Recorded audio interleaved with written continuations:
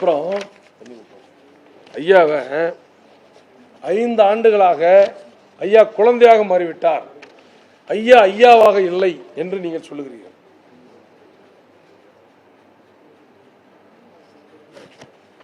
என்னால் பேச முடியலைங்க. என்னன்னா அவ்வளோ மன வருத்தமாக இருக்குது. செய்திகள் சொல்றதில்ல. ஐயா ஐயாவாக இல்லை, அவர் குழந்தையாக மாறிட்டாரு அப்படின்னு சொல்றாருல்ல. என்ன சொன்னார்? நான் கேட்குறேன், அந்த குழந்தை தான் உங்களை 3 வருஷத்துக்கு முன்னாடி தலைவராக நியமிச்சது. அப்போ 3 ஆண்டுகளுக்கு முன்பு தலைவராக உங்களை ஐயா மருத்துவர் ஐயா அவர் நியமிக்கும் பொழுதும் அவர் குழந்தை தானே? நான் கேட்குறேன், அவர் குழந்தை தானே? குழந்தையின் அறிவிப்பு எப்படி செல்லும்? இப்போ இன்னொன்று சொல்கிறாங்க, என் மேலே அன்பு இல்லைன்னு சொல்கிறார் ஐயாவுக்கு. ஐயா இவர் சின்ன 1968 பிறக்கிறாரு. 10 வருஷம் கழிச்சு 1975 ஒரு 7-8 வருஷம் கழிச்சு திண்டிவனத்தில் காமாட்சி தெருவில் ஐயாவோட வீடு கட்டுறார். அந்த வீட்டுக்கு பேர் என்ன தெரியுங்களா? சின்னையாவுக்கு 7 வயசு. அந்த இல்லத்துக்கு பேர் அன்பு இல்லம். இன்னைக்கும் போய் பாருங்க, முன்னாடி அன்பு இல்லம்னா பேர் இருக்கும். உள்ள என்ட்ரன்ஸ் இருக்குல்லங்க, அதுவே ஏன்னு தான் இருக்கும். பெரிய ஏன்னா என்ன? எங்க அண்ணன் சின்னையா பேரு அன்புமணிங்கிற பேரை ஏன்னு போட்டு வச்சிருக்காரு. இப்படிதான் வச்சிருக்காரு. இதுதான் எங்க ஐயா சின்னையா மேல இருக்கிற அன்பு. இப்படி அளவு கடந்த அன்பு வைத்திருக்கிற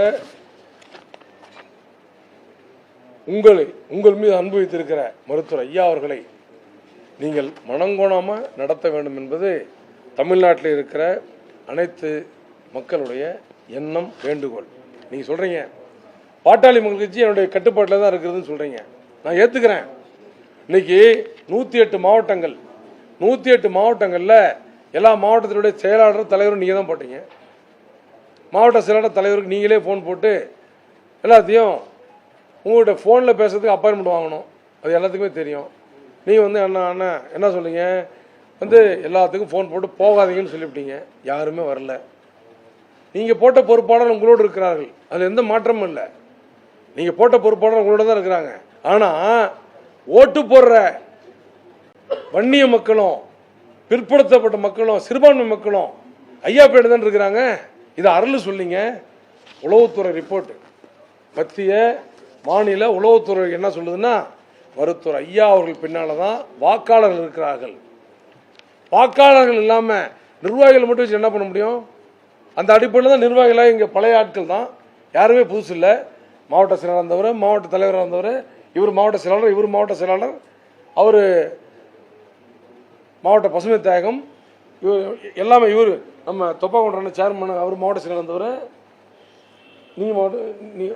எல்லாமே இருக்கிற பொறுப்பாளர்கள், இருந்த பொறுப்பாளர்களை நியமித்திருக்கிறார்கள்.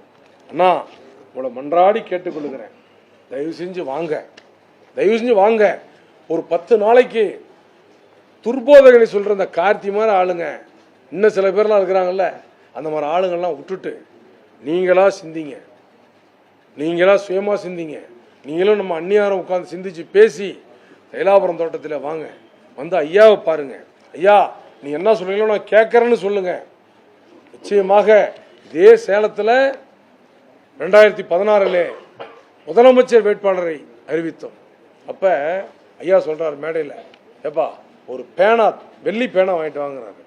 நாங்கள் தான் ஓடி போய் வாங்கிட்டோம். அன்னைக்கு மாவட்ட சாம்ராஜன் ஓடுறாரு, அவங்க பையனா, ஏன்னா அவங்க வெளியே இருந்தார், அதாவது தம்பியை போட்டு போய் ஏவிஆரில் போய் வாங்கிட்டு சொன்னோம். வாங்கிட்டு ஐயா தான் கொடுத்தாரு. எவ்வளவு அன்பு பாசம், ஒரு மகிழ்ச்சியோடு அன்றைக்கு உங்களை அறிவித்தார்கள். பிளே ஸ்டோர் மற்றும் ஆப் ஸ்டோரில் இருந்து பாலிமர் செயலியை QR கோடு மூலம் பதிவிறக்கம் செய்யுங்கள். செய்திகளை உடனுக்குடன் பெறுங்கள்.